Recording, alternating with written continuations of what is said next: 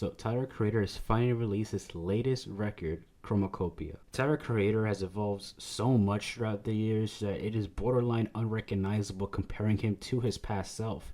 With his projects like Bastard, Wolf, Goblin, it kind of seemed a bit more of a raunchier and edgier side of Tyler Creator, which is, again, that's how he started out. And comparing that thing to the more mature and developed Flower Boy, Igor, Call Me If You Get Lost, and now CHROMAKOPIA, you can just see the insane just progress and evolution that Tyler Creator has just had throughout the years. It's something that a lot of artists kind of, I guess, struggle when it comes to evolving, because they can take the criticism as something that's just damaging or just hatred, and don't understand that sometimes it's time to evolve, it's time to change. But yeah, I think with Tyler's evolution, it's been super interesting. Again, with Igor, Call Me If You Get Lost, and Flower Boy, it was these three huge albums that were just so phenomenally produced, had so much to say, and just delivered on every end.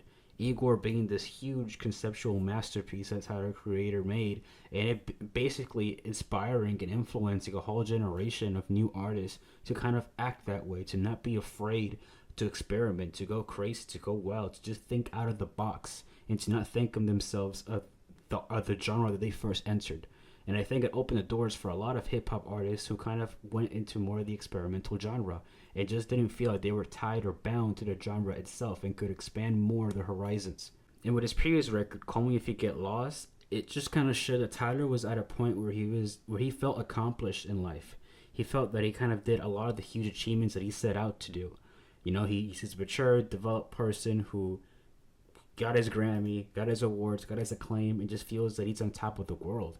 And it's funny because that Victory Lap album got him another Grammy and got him a lot of awards and critical reception, and is one of his best projects to date. Personally, after listening to almost every single Tyler Creator album, well, at least ever since Flower Boy, I asked myself, what direction is he going to go now? I mean, it almost feels like he's gone through every single direction. Like, what else could you go through? What other horizon could you expand to or go to? Well, it seems that with CHROMAKOPIA, it seems endless for him. It doesn't seem like he's really running out of ideas at all. The snippets that were played for this album and the tease and Instagram and Twitter and stuff like that were very alluring, and were kind of like hinting that it was being much more explosive and, I guess, punk rock-esque record, which in some degree the record is like that. The track Noid kind of exposed Tyler Creator to more of a punk-esque, I don't care type of vibe, which is very explosive and just really in your face with the drumming, the bass, everything that's going around. The Nigerian sample chant that's playing, I think around the chorus segment, that's very loud, very in your face and explosive.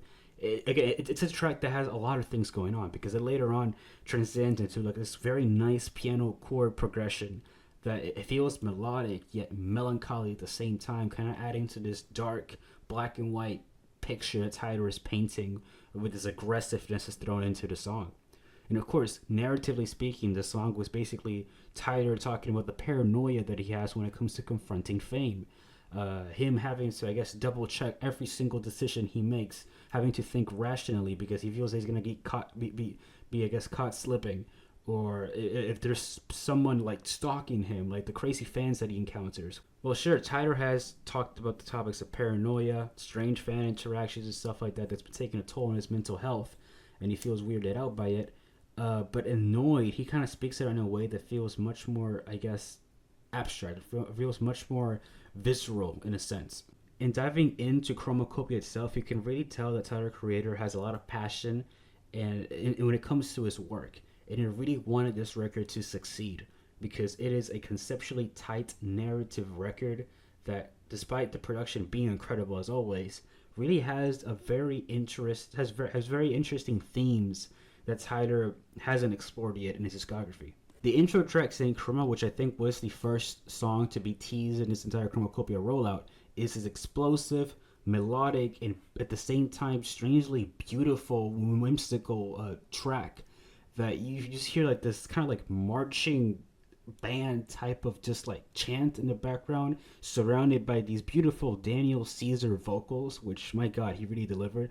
At first I thought it was Frank Ocean, but Daniel came, and hey, I'll take whatever I can find. Daniel Caesar is a very talented artist and singer.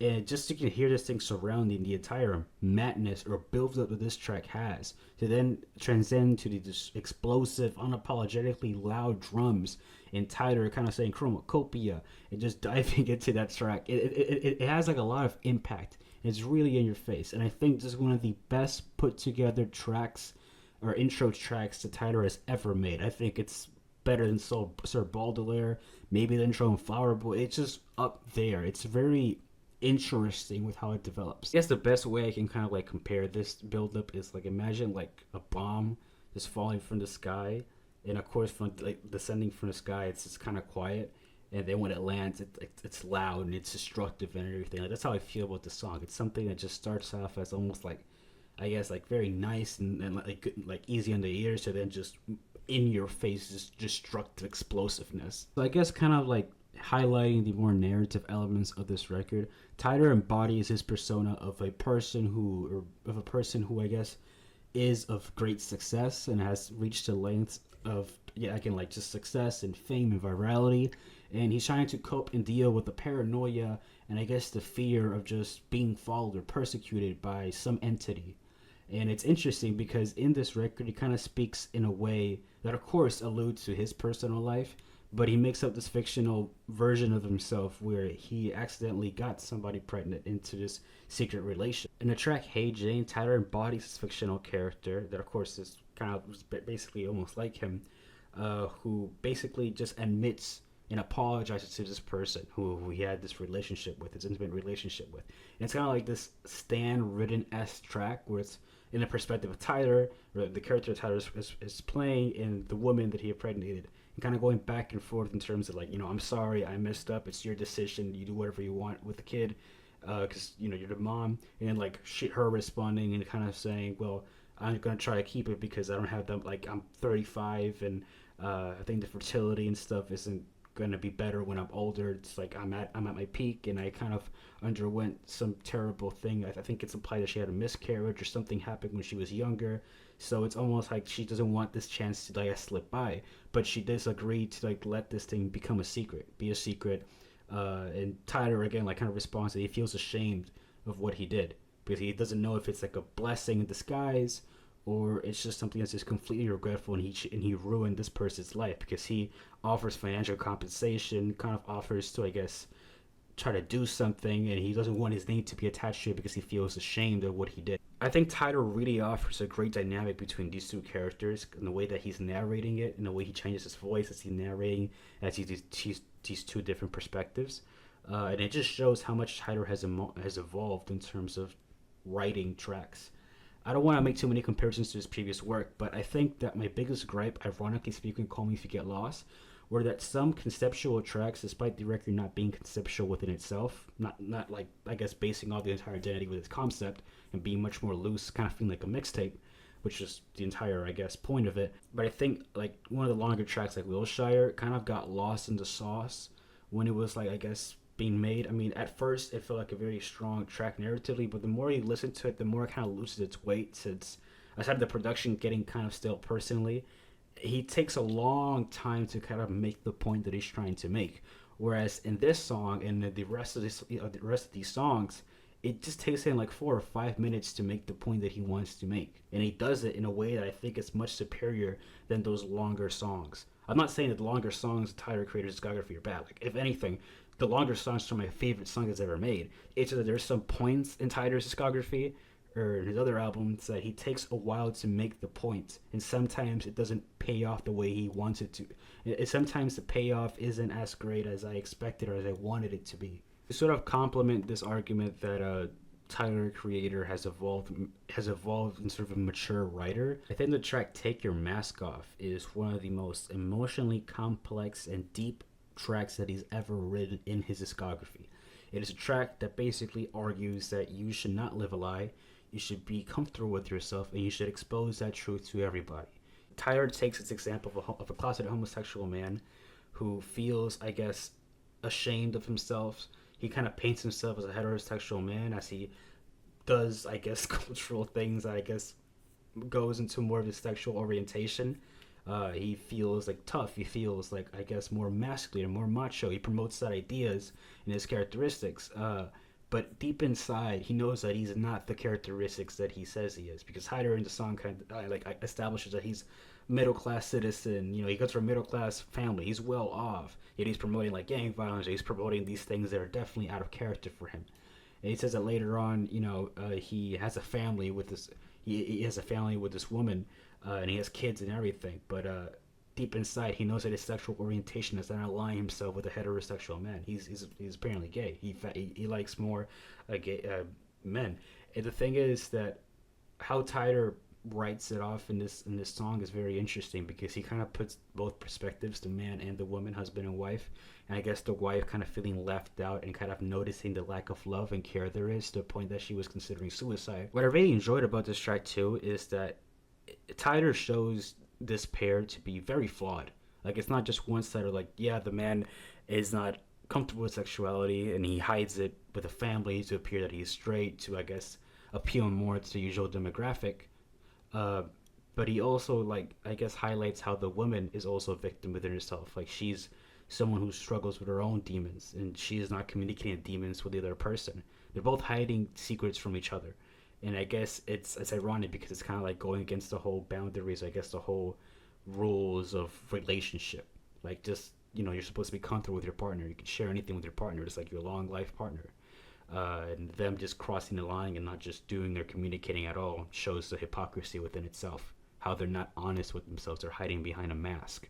Which also, like, explains the cover with Tyler putting a mask within himself and kind of covering himself. I think in this track, there's like I think one of the final verses is I think more about him. I know that this song, some of the elements, of course, have to do with him because the Flower Boy, he, again, opens up more about his sexuality, his orientation, because he's been kind of sprinkling, some of the things. Like, the biggest question there was before Flower Boy was if Tyler was gay, because he said some homophobic slurs and stuff like that in his music jokingly. And in Flower Boy, him kind of, I guess, saying publicly that he is gay, he's not afraid to say it anymore and he's more open about himself. I think this song really fits in more the bill of that type of style of writing. The track, like him, kind of connects this, I guess, this relationship that Tyler had. I guess narrating more in the viewpoint of the child that he had with this woman, kind of like him asking himself, is he like his child? Is he like his father? Does he embody the physical characteristics of him? Why is every time I try to think of him, I can't really think of, I don't have a clear picture, since he was basically like Tyler, fictional's character and stuff, like his identity is basically unknown to this kid. He's trying to, like, the kid is trying to, like, reconnect with him, but he doesn't know, he doesn't have a picture of him aside of himself. And it has, like, a lot of, like, these interesting philosophical questions that I think is very interesting, and it's something that Tyler toys around throughout the record. But I guess coming back into more of the elements that make Tyler's music very enticing, it's obviously the production, the musical side within it. I think the track Ra-Ta-Ta-Ta obviously kind of isn't that deep in terms of the lyrical content. It's more of like Tyler flexing. It kind of embodies more of the elements of Corso from Call Me If You Get Lost. And it's just him flexing, talking and shit, all those stuff. But he does it on a beat that is so, like, I don't want to say distracting, but it's very, like, I guess, busy within itself. Like, and not even in a bad way. I think it's a great way the way he's doing it, because Tyler has proven that he can create, like, these very disorienting, very, like, what the hell is going on type of beats and situation, and he can flow and rap his ass off of this and make an enjoyable banger. Track Darling I kind of entails more of Tyler's romantic side, seeking a partner, doing things that he would do for the partner, and kind of like these, I guess, funny lovey-dovey type of lines that he usually throws into his records. But it is, like, surrounded by this very beautiful R&B style type of production. I think there's some strings in the mix. I might be tripping, but there is so much, like, this glossiness and so much positivity and a lot of, like, just smoothness attached to this song that it just meshes together very well. And it's also complemented by the great Tizo touchdown feature, which really puts this track together. Like, it is smooth the way it just comes together. It is incredible. It reminds me a lot of Wesley. I know I'm comparing. I know I said I wasn't gonna compare, but, like, I think for this particular track, it reminds me more of the smoother elements in Flower Boy or in Call Me If You Get Lost. I also really enjoy this song. Kind of, like, jokes about, like, Tyler, like, at least the Tyler fictional character, kind of, like, not believing monogamy, being more of a polygamy type of person, just not, I guess, not believing in the concept of, I guess, spending you like one person, kind of having these attachment issues. Thought it was very interesting because in the next track, Hey Jane, is kind of like him admitting the mistakes that he did.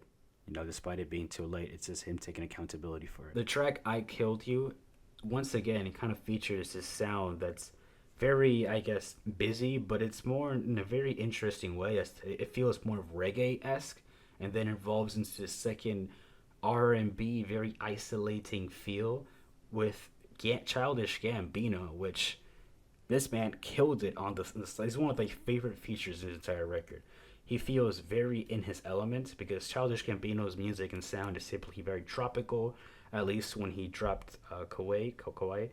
I got that name totally wrong, but it's the one where it's like a sun, and it has the song Sober in it. Like, that entire record has so much summer vibes, and I think usually I associate Childish Gambino with summer. And the album that he dropped a couple months ago felt very summerish because it dropped in summer. But anyway, I think it made sense in the way that Childish Gambino was used and the way he uses vocals here. Like, it really feels that Tyler is delivering an entire experience to the listeners, kind of like opening up these Congo drums and stuff, Tyler doing his thing, and then just slicing it up and kind of making this beautiful isolation in which Gambino can kind of focus in himself. The track Judge Judy, I might be wrong, but it's Tyler kind of detailing this other person that he sees that he's kind of interested in. He's in the character Judy, this fictional character Judy, is kind of like, I guess, admiring Tyler's character for not criticizing her for the relationship they might have had and stuff,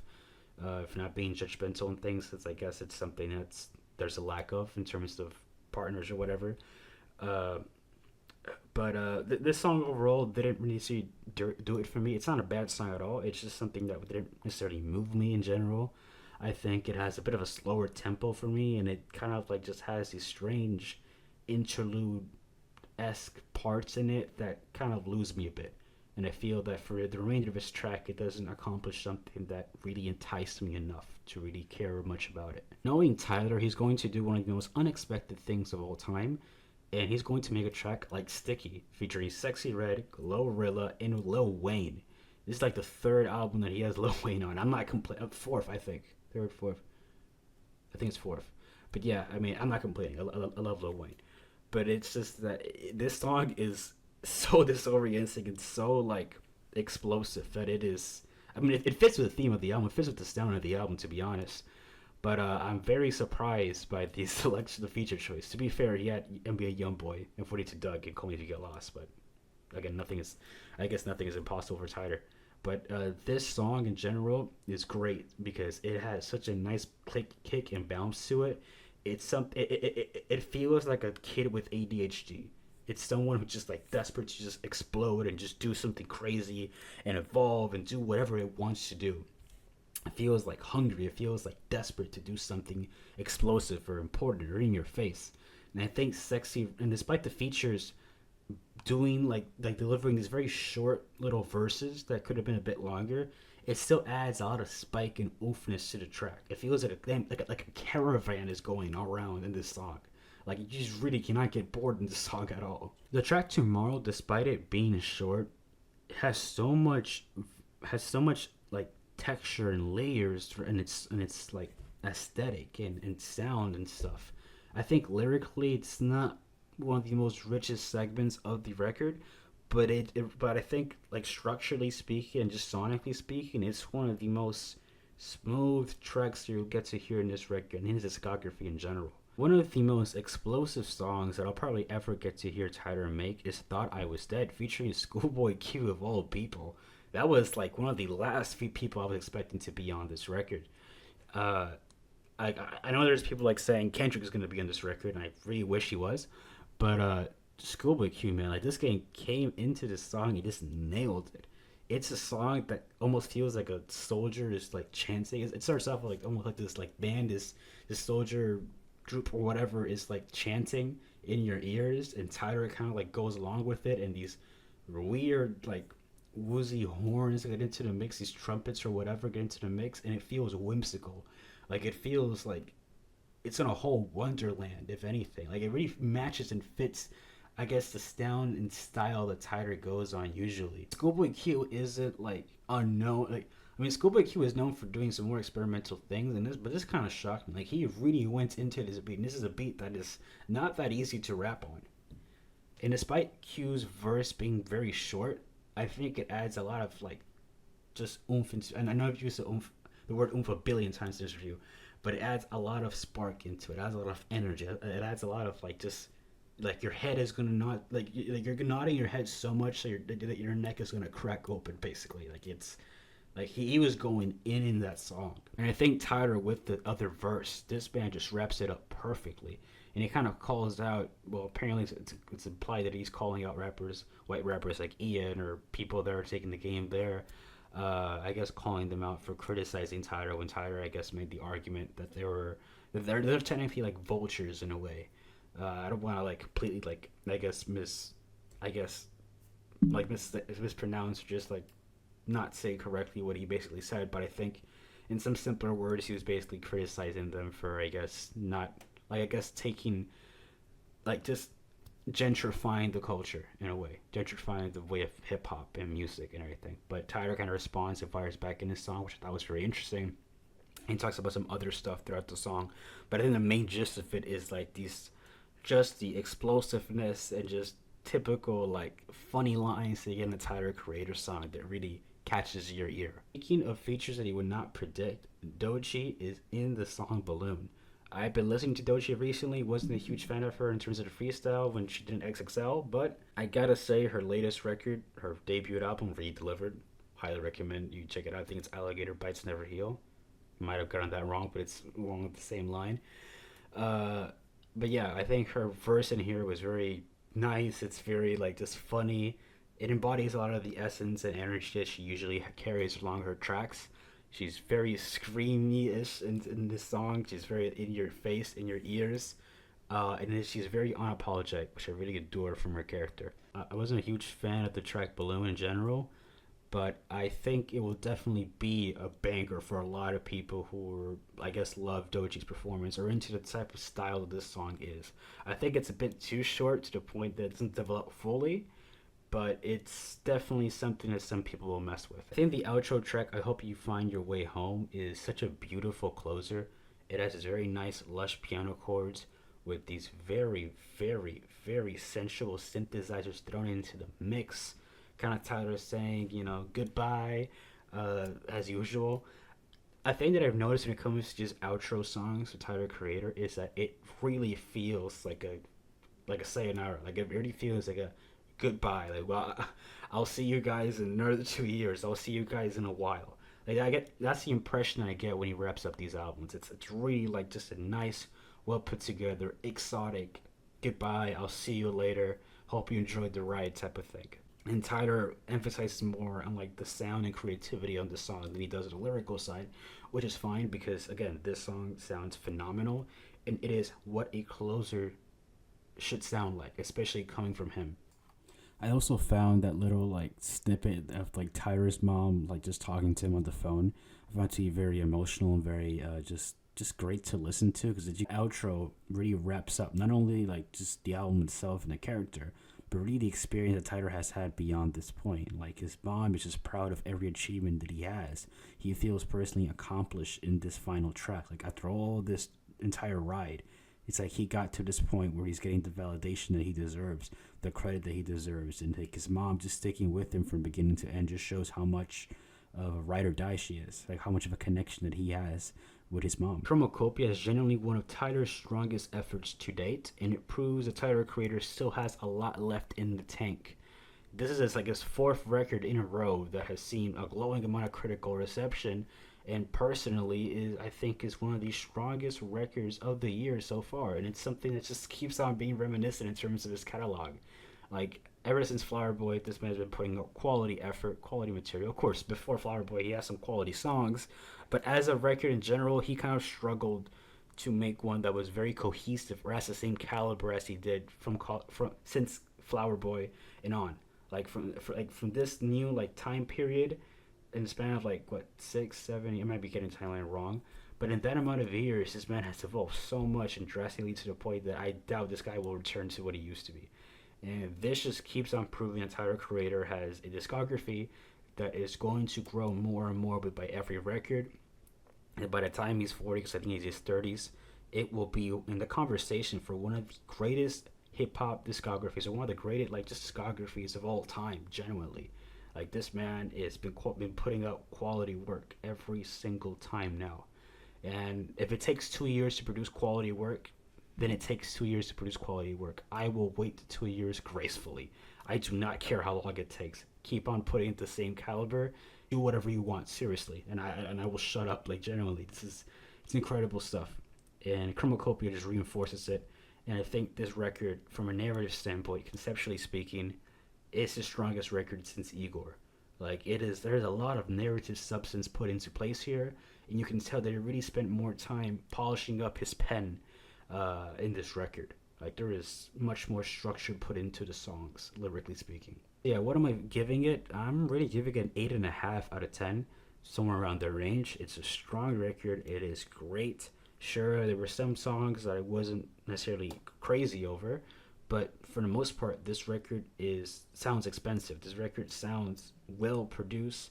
It really took his time polishing this record, and it is a great fictional biopic of himself, basically telling us that hey, he reached this point of his life where he loves the success, but it's taking a toll on him. So he needs to, sometimes he won't make the smartest decisions ever, and he knows that there are consequences in those decisions. But yeah, what you guys think about this record? You love it, you hate it? Let me know in the comments down below. If you enjoyed this video, please leave a like. Please subscribe to the channel, turn notification bell on so you don't miss an upload from me. And yeah, see you guys next time. Peace out and listen to Chromacopia.